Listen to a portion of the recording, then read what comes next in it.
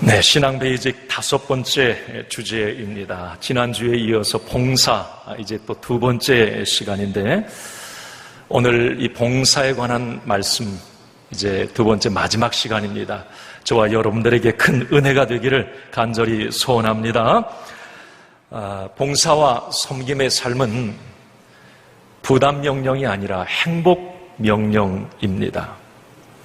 하나님께서 자녀된 우리가 행복한 삶, 가치 있고 의미 있고 풍성한 삶을 살아가도록 하기 위해서 하나님은 우리에게 봉사와 섬김을 말씀해 주신 거거든요.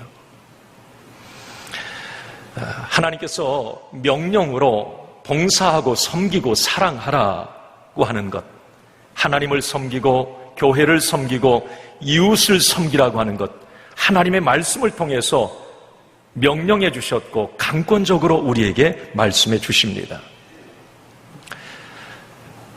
저는 말씀을 묵상하면서 제 눈에 들어오는 것은 이 성경 66권의 모든 말씀은 하나님께서 우리 자녀들을 사랑해서 주신 말씀이라고 하는 걸 많이 깨닫습니다. 우리 자녀들을 힘들게 하거나 괴롭히기 위해서 이 말씀을 주신 게 아니라는 거예요. 어떻게 해서라도 하나님의 자녀된 우리가 세상을 살아갈 때 넉넉하고 풍성하고 멋지게 살기 위해서 하나님의 지친 말씀을 우리에게 주신 거라고 하는 거죠. 그래서 말씀대로 살아갈 때에 우리는 풍성한 삶을 누릴 수가 있습니다. 봉사와 섬김도 마찬가지예요. 지난달 뉴스위크지에 이런 기사가 났다고 합니다. 그걸 번역되어서 이제 나온 그 내용을 제가 봤는데, 제목은 독실한 신앙인이 비신앙인보다 평균 4년을 더 산다, 이 내용이었습니다. 교회 다니는 사람, 믿음 생활하는 사람이 4년을 더 산다. 저는 이 내용을 예전에 영국에서도 이런 데이터가 나왔기 때문에 저는 알고 있어서 영국에서 그 일간지에는 평균 7년을 이 교회 다니고 믿음 생활하는 사람 평균 7년을 더 산다고 그렇게 얘기를 했었고요. 그런데 이번에 이 미국 오하이오 주립대에서 미국 전역의 부고 이 사망자 1천여 건을 조사 분석을 했다고 합니다. 그런데 그 분석 결과가 그거였다는 거죠. 규칙적으로 교회를 나가고 믿음 생활하는 사람을 조사해 보니까 평균 혈압이 낮았고 우울증과 불면증이 적었고 신체 면역력이 강했다, 그렇게 발표를 했어요. 그래서 국가의료보험에서 보험금을 적게 사용했다, 그렇게 말을 합니다. 왜 그런가 하니 그 이유를 거기에 말했어요. 3가지 이유를 말했는데, 첫째가 교회 다니는 사람은, 믿음 생활하는 사람은 아무래도 교회 안 다니는 사람보다 절제된 생활을 하더라는 거예요. 술, 담배, 마약, 이런 부분, 그 기타 여러 부분에서도 좀 절제를 하더라는 겁니다. 이게 건강에 유익하다는 거죠. 2번째는 믿음 생활하는 사람은 어렵고 힘들면 기도하더라는 거예요. 기도와 명상이 건강에 그렇게 유익을 줬다는 거예요. 세상 교회 안 다니는 사람은 어렵고 힘들면 내가 고민하고 내가 그 문제를 해결하려고 많이 노력하는데, 물론 믿음의 사람이 그런 면도 있지만 하나님을 의지하고 기도하더라는 거예요. 3번째, 오늘 제가 이 부분이 눈에 들어왔어요. 봉사와 섬김의 삶을 3번째 이유로 얘기를 합니다. 4년 장수하는 이유가 봉사와 섬김의 삶이었다라고 하는 거죠. 교회 다니는 사람을 보니까 안 다니는 사람보다도 자원봉사를 많이 했다, 그렇게 얘기를 했고, 사회 섬김 활동을 교회 다니는 사람은 그렇지 않은 사람보다 많이 하더라는 거죠. 사랑을 실천하는 삶. 그래서 저는 그 기사를 읽으면서 그런 생각을 했습니다. 이 봉사와 섬김의 삶이 전인적인 건강, 풍성하고 행복한 삶을 우리에게 가져다 준다라고 하는 것입니다. 자, 이렇게 중요한 봉사와 섬김의 삶. 자, 그렇다면 우리는 어떻게 이 봉사와 섬김의 삶을 잘 감당해 나갈 수 있을까요? 지난주에 이어서 조금 말씀을 복습하며 이어가도록 하는데, 우리가 다시 한번 여러분들이 봉사의 자리에서 사명자로, 오늘도 주일날 많은 봉사를 여러분들이 하고 계실 텐데, 우리 봉사자들, 주의 일꾼들은 이걸 기억을 해야 합니다. 첫 번째는 그거죠. 봉사의 근거는 하나님이 주신 힘이어야 합니다. 베드로전서 4장 11절, 우리가 지난 주일에 이 말씀을 나누었는데 한번 같이 말씀을 읽겠습니다. 베드로전서 4장 11절 말씀입니다. 베드로전서 4장 11절. 만일 누가 봉사하려면 하나님이 공급하시는 힘으로 봉사를 하라, 이 말씀을 하고 있어요. 봉사의 근거는 하나님이 주신 힘이어야 한다고 하는 거죠. 내 힘으로 봉사하면 부담이 되는 거예요. 내가 하려고 하면 짐이 될 수가 있습니다. 그래서 내 힘으로 내 능력껏 봉사한다? 많은 한계점들이 있더라고요. 원망과 불평을 쏟아내기도 합니다. 그런데 하나님이 주신 힘, 하나님이 공급하시는 힘으로 봉사를 하게 되면 기쁨이 있고 열매가 있고 한결같이 봉사할 수 있습니다. 여러분, 주의 일할 때 누가 주시는 힘? 네, 하나님이 주시는 힘으로 봉사하십시오. 두 번째, 봉사의 내용은 그리스도의 사랑입니다. 레위기 19장 18절 말씀에 보면 우리 말씀을 읽습니다. 시작. 원수를 갚지 말며 동포를 원망하지 말며 내 이웃 사랑하기를 내 자신과 같이 사랑하라. 나는 여호와이니라. 우리가 봉사하고 섬기는 일을 할 때 교회에서뿐만이 아니에요. 교회 밖에서도 여러분 뭔가 섬기고 봉사하는 일이 있을 때 우리 봉사자들은 이 마음을 가져야 돼요. 날 구원하시고 내게 영생과 천국을 주신 그 예수 그리스도의 십자가의 그 사랑, 그 사랑으로 우리는 섬기고 봉사하고 나눌 수 있어야 된다는 거죠. 하나님께 거저받은 그 십자가의 사랑 말이죠. 그래서 우리는 봉사하고 섬길 때 항상 빚진 자의 마음으로 그 사랑과 그 은혜를 조건 없이 나누고 실천해야 한다는 겁니다. 봉사의 내용은 그리스도의 사랑입니다. 세 번째, 봉사의 도구는 하나님의 은사입니다. 여러분, 베드로전서 4장 10절 말씀을 한번 같이 읽겠습니다. 시작. 각각 은사를 받은 대로 하나님의 여러 가지 은혜를 받은 선한 청지기 같이 서로 봉사하라. 아멘. 각각 은사를 받은 대로 하나님께서는 모든 믿음의 자녀들에게 은사를 주셨다는 거죠.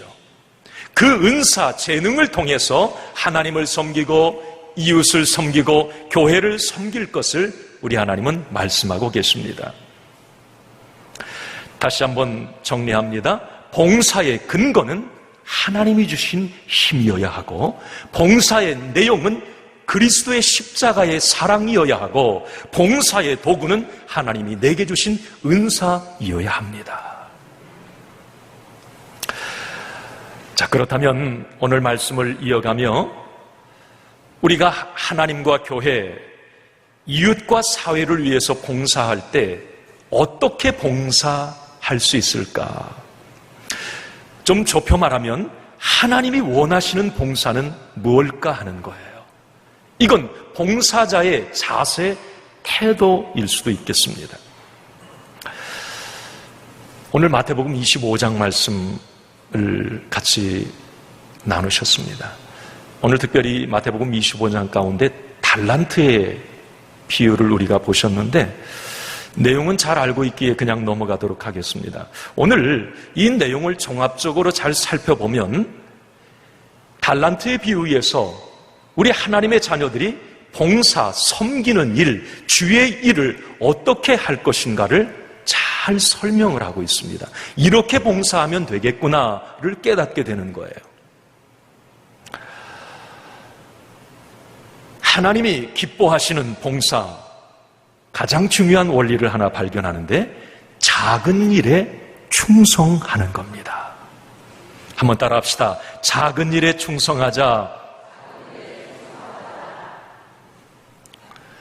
중요합니다. 하나님께서는 봉사의 어떤 기준을 이 양에 두지 않습니다.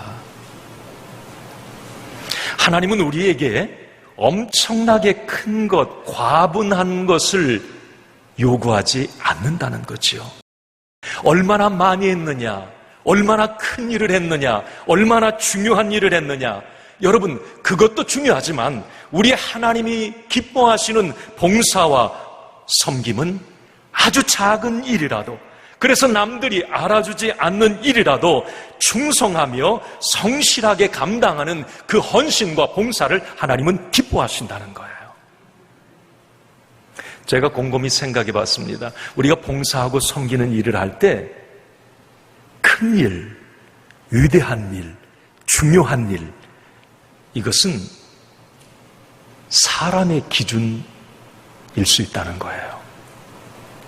사람 편에서 볼 때 그렇다는 거지요. 제가 생각해 봤어요. 하나님께서도 그렇게 봐주실까? 그렇지 않을 수도 있다는 거죠. 하나님께서 어떤 사람에게는 어떤 또 특별한 은사를 주셔서 일을 하다 보니까 그 일이 중요한 일이 될 수도 물론 있어요. 큰 일이 될 수도 있고 아주 위대한 일이 될 수도 있어요. 그런데 어떤 사람에게는 하나님이 또 다른 은사를 주셨는데 그 은사를 가지고 주의 일을 하다 보니까 그 일은 남들이 알아주지 않는 일이야. 아주 보잘것없고 작은 일이 될 수도 있다는 거지요. 하나님께서 봉사와 섬기는 자들, 그것을 보실 때 그 기준은 중요한 일, 큰 일, 대단한 일이 아니라 아주 작은 일에서 시작된다고 하는 걸 우리는 알게 됩니다. 여러분, 구약 성경에 이 다윗 왕 세울 때 하나님께서 유명한 말씀을 사무엘 선지자를 통해서 하시는데, 여러분 사무엘상 16장 7절 우리가 다 아는 내용이에요. 한번 같이 읽어볼까요? 하나님의 기준이에요. 자, 시작. 보는 것은 사람과 같지 아니하니 사람은 외모를 보거니와 나 여호와는 중심을 보느니라. 아멘. 사람은 외모를 보거니와 나 여호와는 중심을 보느니라. 일반적 세상 사람들은 외모라고 하는 것, 그건 사람을 얘기할 때 하지만 어떤 겉모양, 외형, 눈에 드러나는 것, 세상 사람들은 그걸 보고 평가를 한다는 거예요. 그러나 우리 하나님은 세상 사람들이 보는 것과 같지 않다는 거죠. 그 중심을 본다는 거예요. 동기, 내용, 마음을 보신다는 거예요. 이건 봉사와 섬김의 일을 할 때도 똑같다는 겁니다. 오늘 달란트 비유에서 우리 예수님은 분명히 말씀하십니다. 여러분 23절을 우리 한번 같이 오늘 본문 같이 읽겠습니다. 시작. 그 주인이 이르되 잘하였도다 착하고 충성된 종아, 내가 적은 일에 충성하였음에 내가 많은 것을 내게 맡기리니 내 주인의 즐거움에 참여할지어다 하고. 아멘.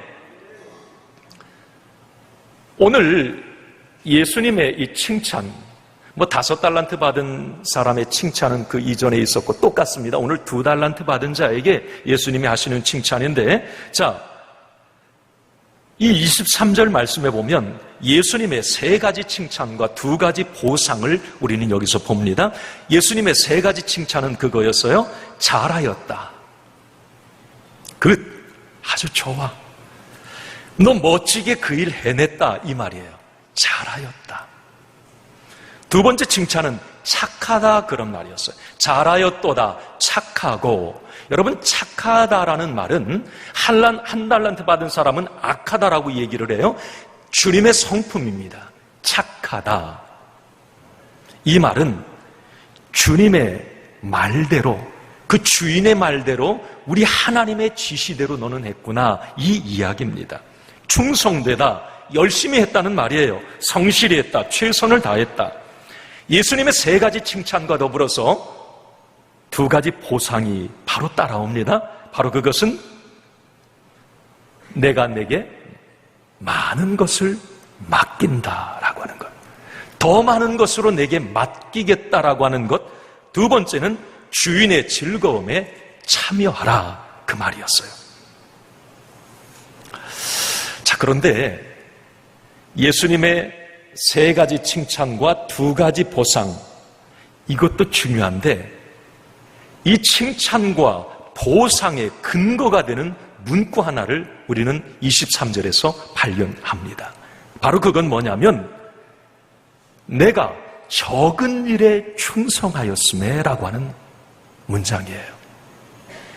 적은 일, 현대어 성경에 보면 적은 일을 작은 일 그렇게 되어 있어요. 또 다른 성경에 보면 아주 작고 사소한 일, 주석에 보면 보잘것없는 일, 남들이 알아주지 않은 일, 그게 적은 일이에요.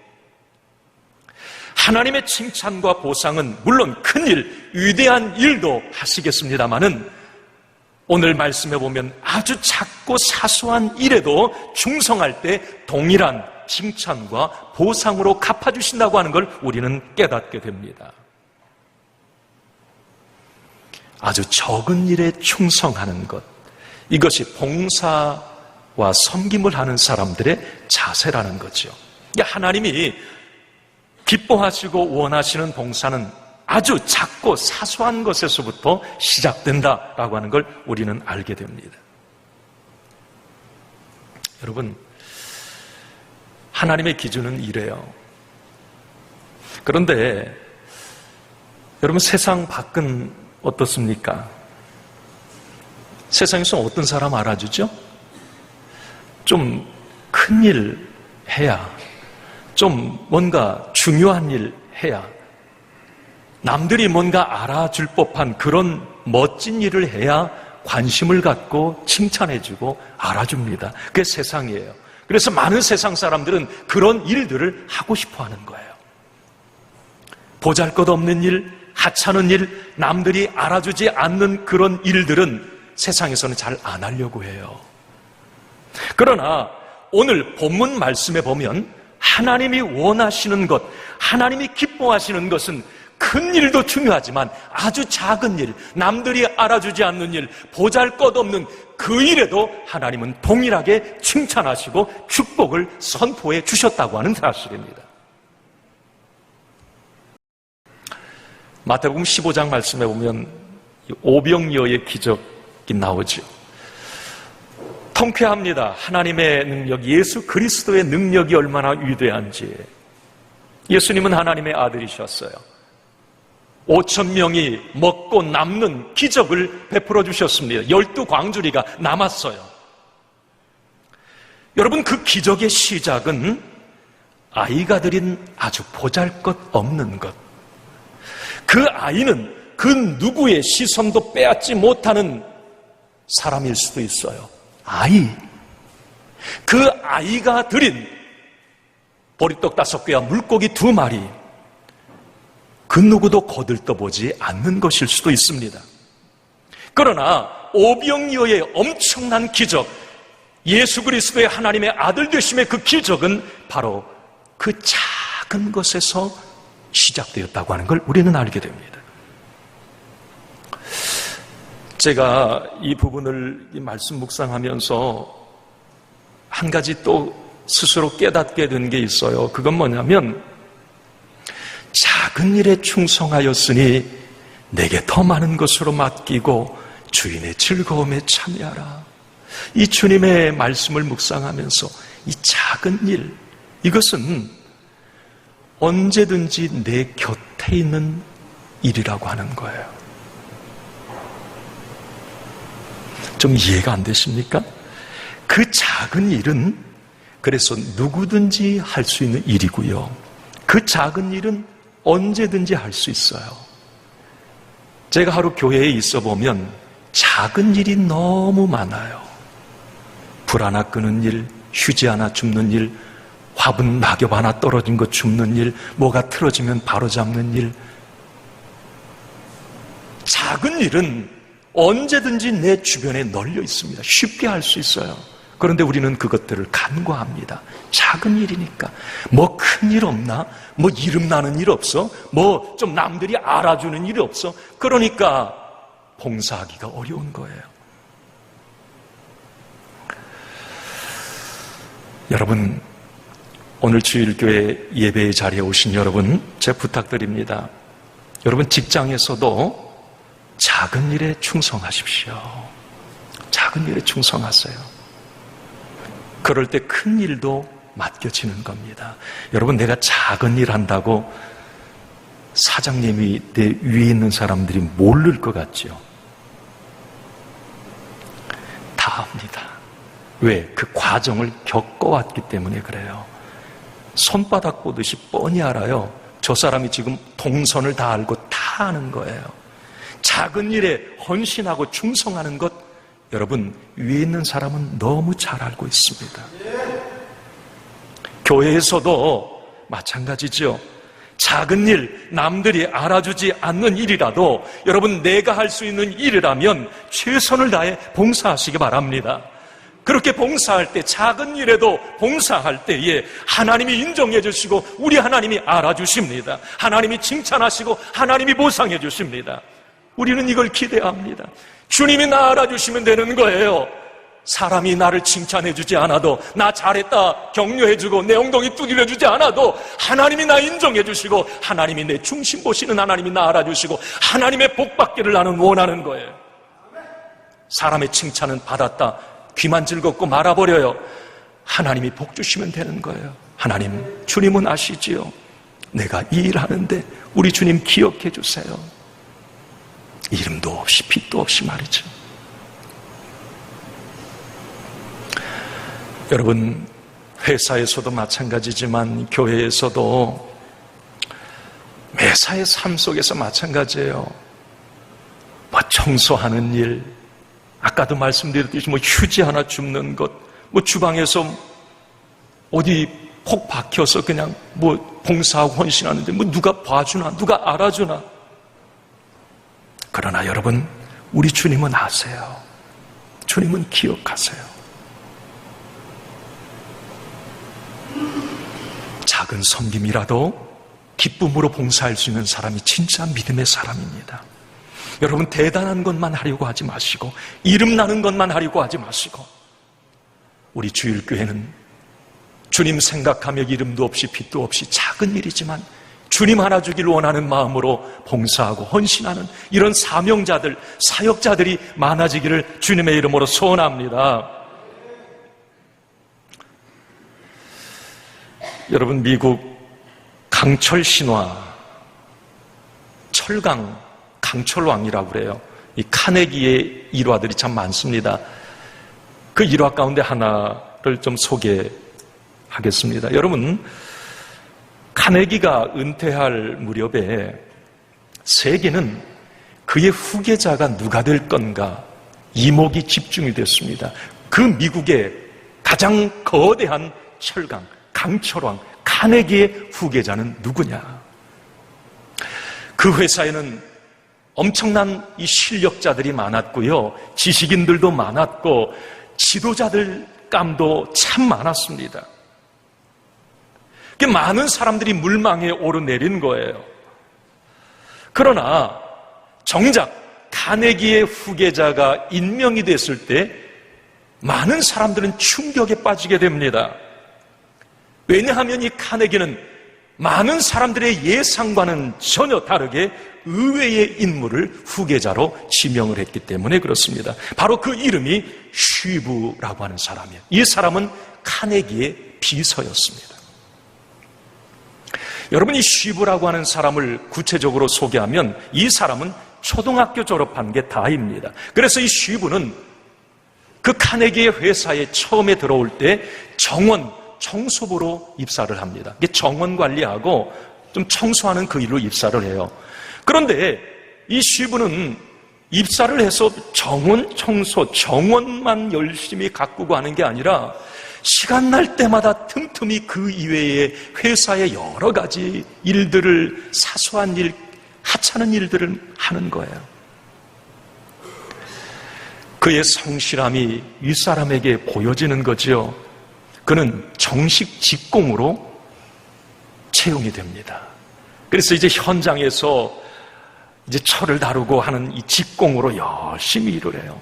그런데 그 열심히 일하는 것을 또 리더들이 보게 되는 거예요. 남들하고 다른 거예요.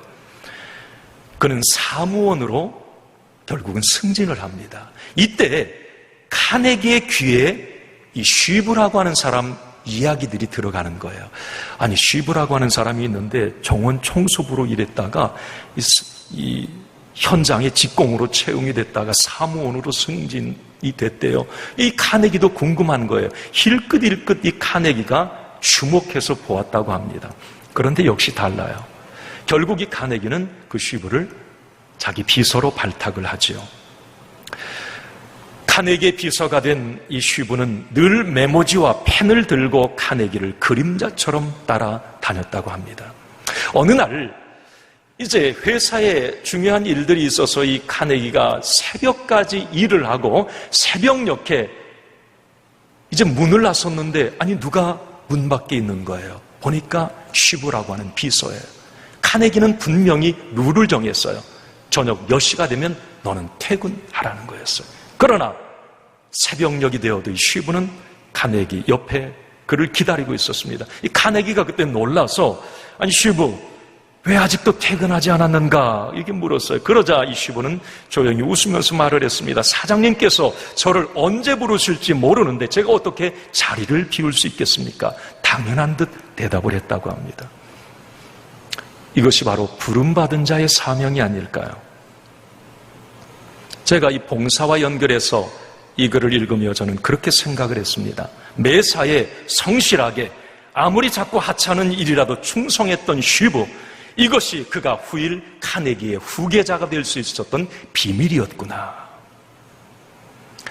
사랑하는 성도 여러분, 봉사의 일을 할 때 작은 일에 충성하십시오. 그 작은 일에 충성할 때 물론 사람의 격려와 칭찬도 있지만 작은 일에 충성할 때 하나님의 칭찬과 보상이 더 크게 반드시 있다고 하는 걸 잊지 마시고 여러분 사명의 자리에서 봉사의 자리에 헌신할 때 작은 일부터 남들이 알아주지 않는 일이라도 열심히 그 일을 위해서 충성하는 여러분 되기를 바랍니다. 또 하나 여러분, 우리가 봉사와 헌신을 해 나갈 때 이 중요한 것 한 가지 걸림돌인데 바로 게으름이라고 하는 거예요. 오늘 말씀을 통해 그걸 알게 됩니다. 여러분, 게으른 사람이 무슨 일을 할 수 있겠습니까? 게으르면 봉사 못해요. 헌신할 수 없습니다. 오늘 이 달란트의 비유에서 중요한 것은 5달란트, 2달란트 받은 사람의 칭찬에 있다기보다도 1달란트 받은 사람을 책망하고 그 1달란트 받은 사람의 결과에 오늘 말씀은 초점이 맞춰져 있어요. 오늘 달란트의 비유, 이 배분을 보면, 말씀의 배분을 보면 5달란트, 2달란트 받은 사람의 비중은 별로 없어요. 1달란트 받은 사람의 비중은 참 많이 차지하고 있습니다. 그러면 예수님은 이 비유를 통해서 1달란트 받은 자의 모습을 부각시키길 원하는 거예요. 자, 그러면 1달란트 받았던 사람이 어떤 모습이었기에? 여러분, 26절 한번 같이 읽어봅시다. 자, 26절 같이 읽습니다. 시작.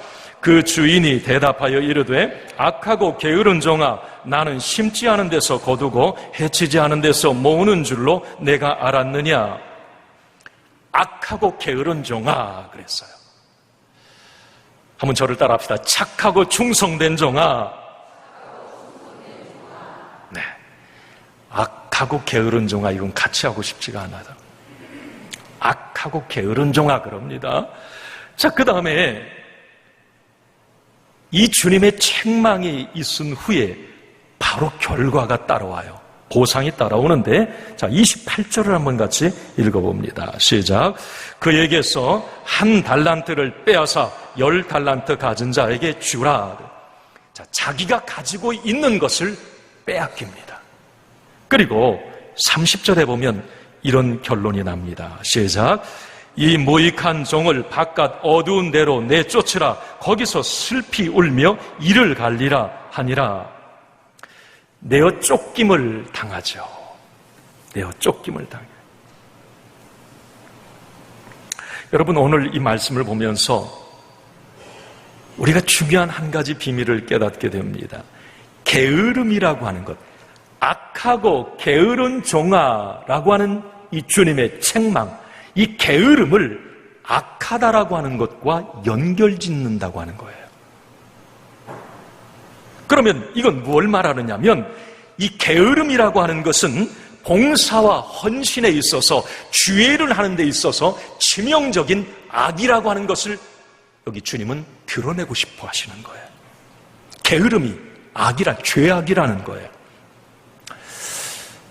여러분, 김남준 목사님 가까운 데 목회하시는 걸로 알고 있는데, 그분이 이 게으름이라고 하는 책을 썼어요. 한때 이 기독교 베스트셀러였습니다. 거룩한 삶의 은밀한 대적 게으름. 자, 거기에서 보면 이분도 이 게으름을 죄악이다라고 이렇게 얘기를 해요.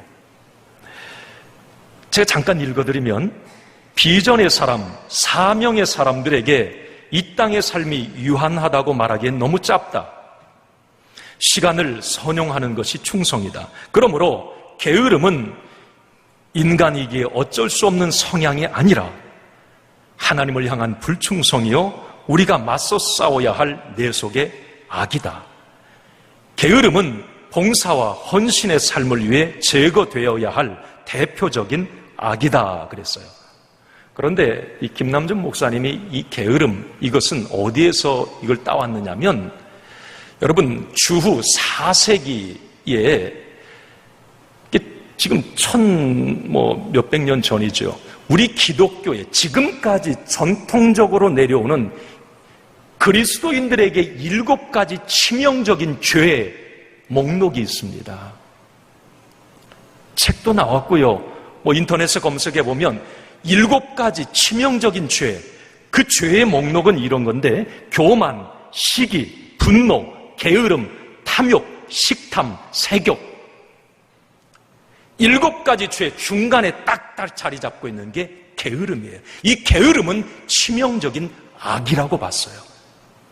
오늘 예수님도 분명히 말씀합니다. 악하고 게으른 종아. 여러분, 그런 생각을 해봅니다. 아까도 말씀드렸듯이 게으른 사람이 무엇을 할 수 있겠어요? 하나님께서는 봉사와 섬김을, 사랑을 나누고 실천하는 삶을 우리에게 명령하셨고, 가서 제자 삼으라 복음 전도자의 삶을 우리에게 명령하셨는데, 여러분, 게으른 사람이 무엇을 할 수 있겠습니까? 하나님의 영광을 위해서, 교회를 위해서, 이웃과 사회를 위해서 무엇을 할 수 있단 말입니까? 게으른 사람이 할 수 있는 건 아무것도 없습니다. 자, 그런데 오늘 본문을 읽으면서 저는 빙그레 웃었어요. 게으르면 몸이 안 움직여요. 그런데 숨겨진 비밀 하나가 있어요. 몸이 게으르다고 입까지 게으르지 않다는 거예요.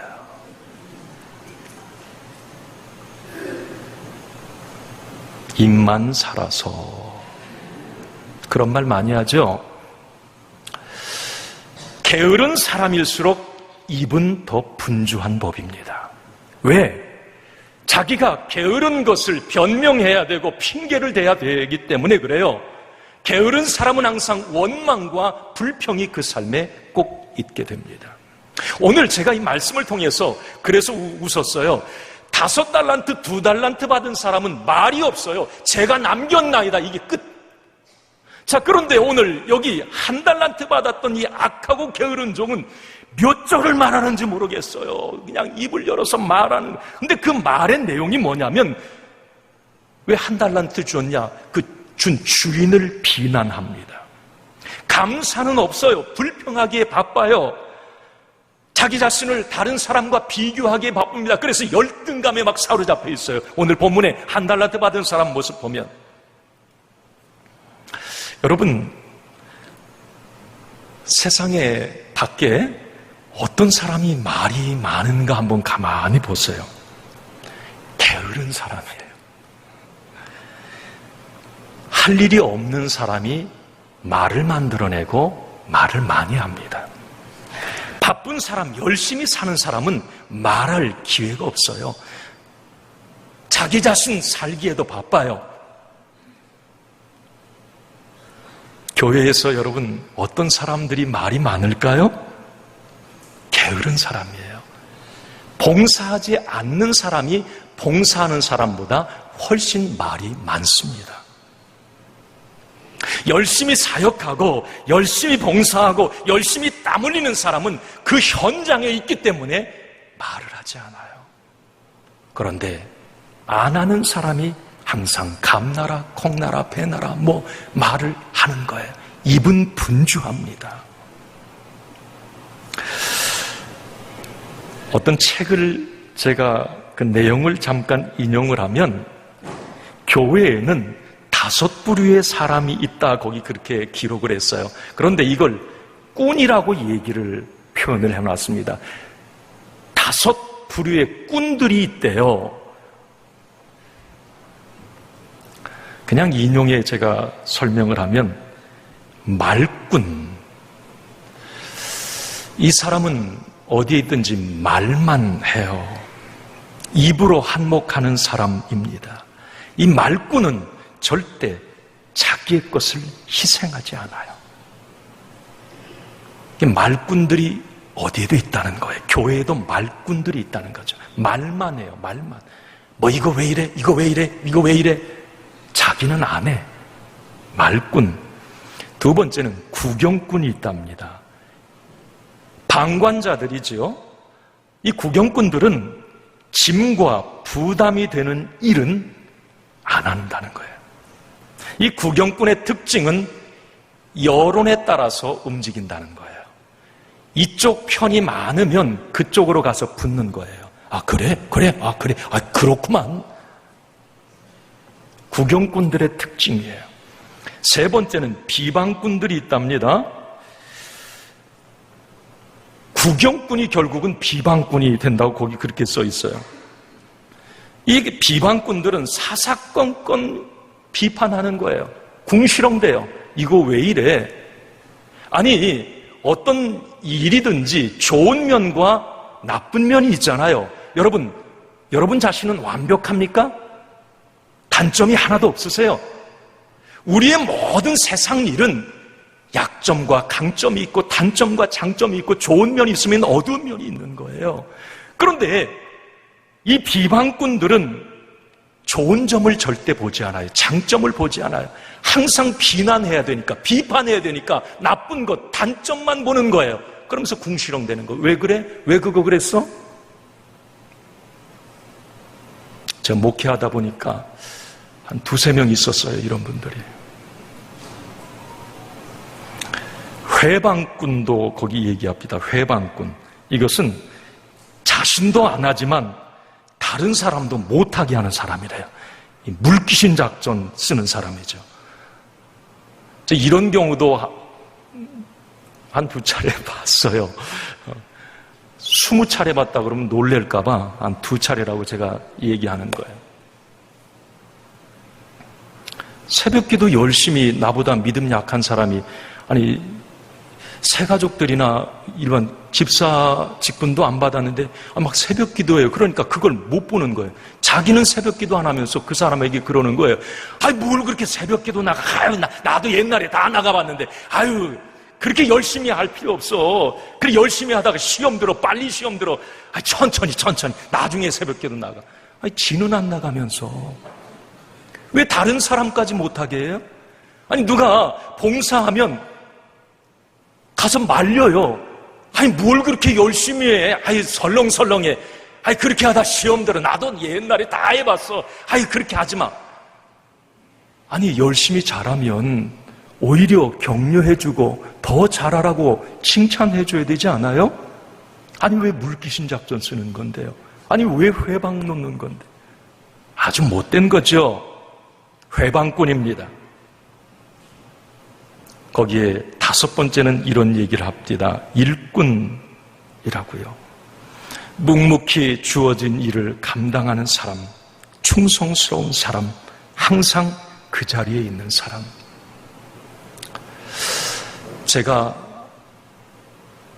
목회 여정 가운데 일꾼들 참 많이 보았습니다.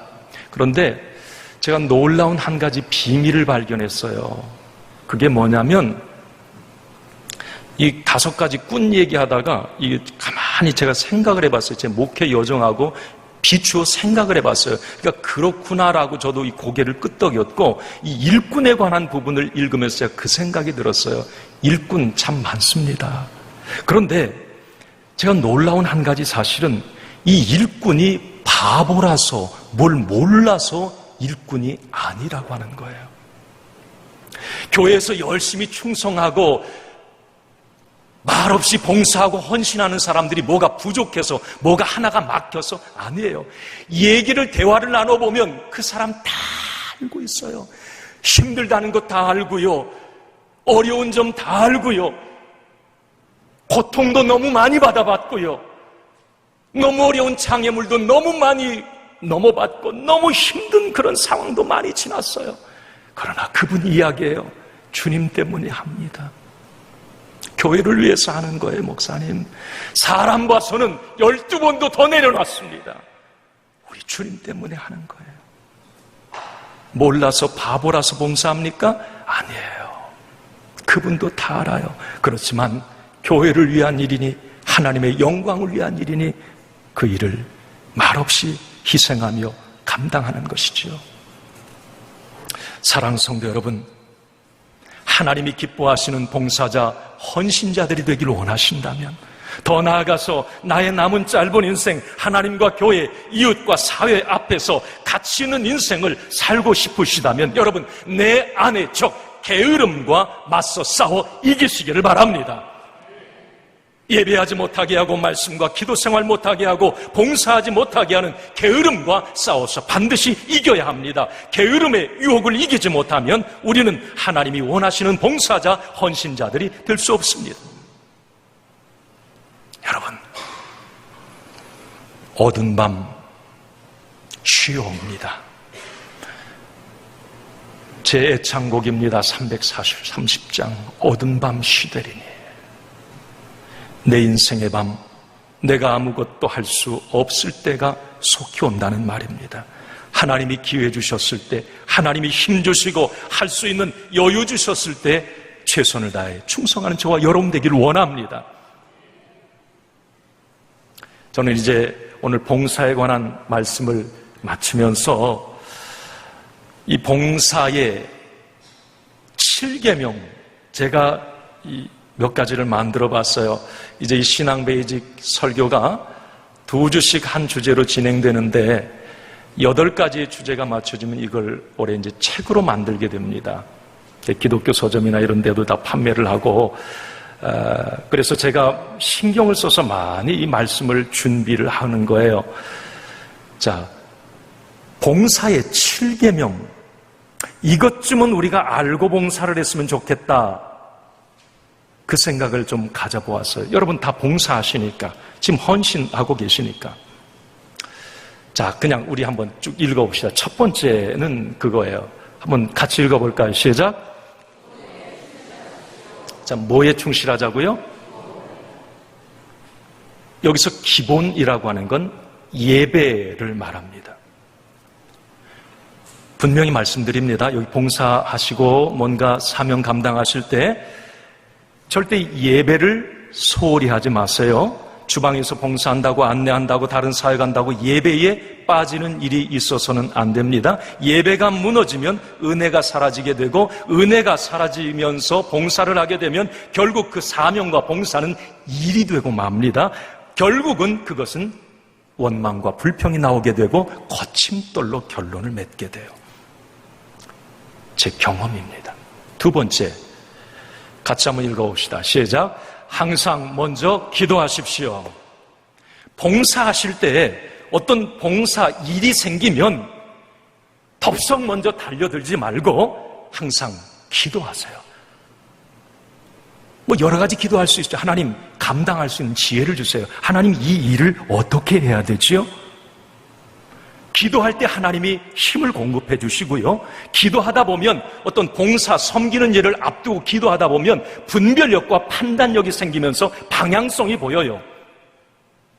그리고 기도하다 보면 나만 보이는 게 아니라 상대방도 보이고 하나님이 보여요. 그러면 하나님의 뜻이 뭘까라고 고민을 하게 됩니다. 그래서 봉사하고 어떤 주의 일을 할 때는 기도하라는 거예요. 기도. 세 번째는 같이 한번 읽습니다. 시작. 하나님의 영광을 위하여 일하십시오. 하나님이 아니라 하나님의 영광을 위하여 일하십시오. 여러분, 봉사하고 섬기는 일을 할 때 나의 이익, 나의 영광이 되어서는 안 됩니다. 우리의 봉사를 통해서 하나님이 드러나야 합니다. 세상은 내가 드러나면 돼요. 그렇지만 교회는 내가 드러나기보다도 주의 일할 때는 자꾸 주님이 영광 받으세요. 주님의 기쁨 되길 원합니다. 하나님이 하게 하셨습니다. 하나님의 영광을 자꾸 드러내야 합니다. 네 번째, 같이 한번 읽습니다. 자, 시작. 옳은 방법으로 하십시오. 여러분, 중요한 거예요. 봉사하고 섬길 때 교회에서 주의 일이니까 상식도 그냥 무시하고 막 주의 일이니까, 믿음의 일이니까, 여러분, 아닙니다. 저는 이게 절대 잘못됐다고 생각을 해요. 교회는 상식이 먼저 통해야 돼요. 그래야 세상 사람들을 보듬어 갈 수 있지요. 상식이 통하는 교회, 옳은 방법이어야 한다는 거예요. 세상에서도 옳다 그러면 교회에서도 옳은 방법을 써야 된다는 거예요. 그러나 한 가지 더 나아가서 교회가 상식에만 머무르면 안 됩니다. 주의 일, 하나님의 일이기 때문에 이 봉사는 성경적인 방식, 성경적인 룰이 무엇인지를 묻고 살펴야 합니다. 제가 그래서 싫어하는 말 가운데 하나가 뭐로 가도 서울만 가면 된다. 잘못됐지요. 세상은 그렇게 가서 결론만 잘 되면 되니까 그렇게 할 수 있어요. 왜 뭐로 갑니까? 잘 중앙으로 잘 가야죠. 똑바로 옳은 방법으로 봉사하는 것. 다섯 번째는 이거예요. 같이 한번 읽습니다. 시작. 화평 가운데서 일해야 합니다. 이건 제가 지난 시간에 말씀드렸어요. 봉사하는 사람은 협력의 지혜를 배워야 한다. 독불장군식, 슈퍼맨식, 텃세식은 안 된다고 하는 거예요. 지체의식을 갖고 서로 조화를 이룰 줄 알아야 합니다. 이게 봉사자들의 자세예요. 자, 여섯 번째 같이 한번 읽습니다. 시작. 부정적인 태도를 버리십시오.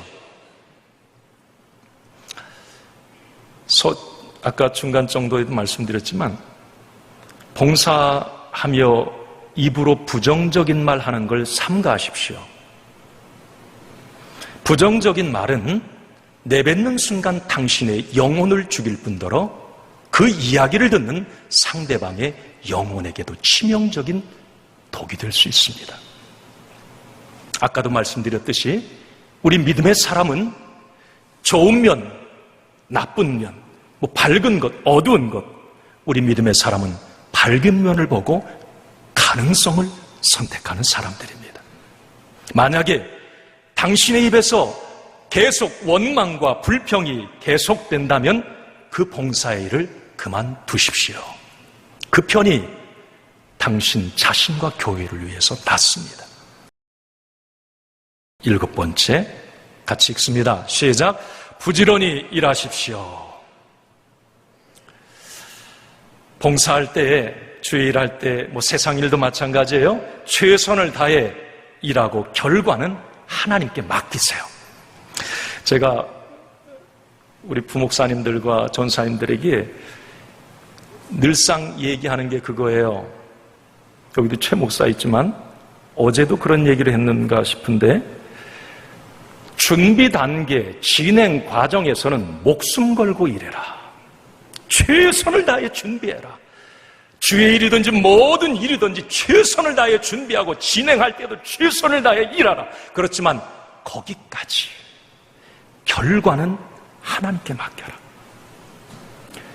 결과에 대해서 나는 절대 묻지 않습니다. 아니, 주의 일아, 세상은 결과를 가지고 따져요. 상벌 줍니다. 맞아요. 그러나 주의 일은 동기를 보신 하나님, 중심을 보신 하나님, 최선을 다해 내가 준비하고 최선을 다해 일하고 결과는 하나님이 주시는 거예요. 하나님의 몫이지요. 그냥 감사하면 되는 거예요. 이제 말씀을 마칩니다. 엊그제 병원 신방을 다녀왔어요. 우리 천상봉 권사님 위암수술 참 은혜 가운데 잘 마치셨는데 너무 감사하더라고요. 제가 권사님한테 감사해요. 제가 그 이야기를 했고 우리 성도들이 다 같이 기도했어요. 그 말씀을 드리면서 성경 한 구절을 제가 나누면서 그 이야기를 했어요. 우리는 권사님 모두 시한부 인생입니다. 그 이야기를 했어요. 하나님이 우리의 영혼토로 찾으실 때가 있습니다. 그것은 그 누구도 피해갈 수 없고 그 시간은 권사님에게나 우리에게, 나에게 점점 다가오고 있습니다. 여러분, 이 땅의 삶은 어쩌면 하나님께서 우리에게, 나에게 주신 기회요 선물일 수 있습니다. 죄와 사망, 저주와 불행으로 지옥 갈 수밖에 없는 우리 인생들이 예수님을 만나 구원과 영생과 천국을 얻을 수 있는 유일한 기회가 이 땅의 삶입니다. 우리는 이 복을 이제 이미 받았어요. 또 하나는 바로 그거죠. 하나님의 영광을 위해, 교회와 이웃을 위해 봉사하고 섬길 수 있는 유일한 기회가 이 땅에 살아갈 동안입니다. 중요한 것은 이제 나의 남은 인생, 하나님이 나에게 주신 건강, 물질, 시간, 재능, 나의 모든 것들이 봉사와 헌신을 통해서 더 귀하게 쓰여지고 사용되어지는 일입니다. 그래서 나의 남은 인생이 좀 더 가치 있고 좀 더 의미 있고 부요해지는 것입니다. 이런 영적 노블리스 오블리제의 삶을 통해서 우리 하나님은 영광을 받으시고 내 삶에게는 그게 복이 되고 그런 멋진 삶, 바로 우리 주일교회 모든 성도들이 누려가는 삶이 되시기를 주님의 이름으로 간절히 축원합니다.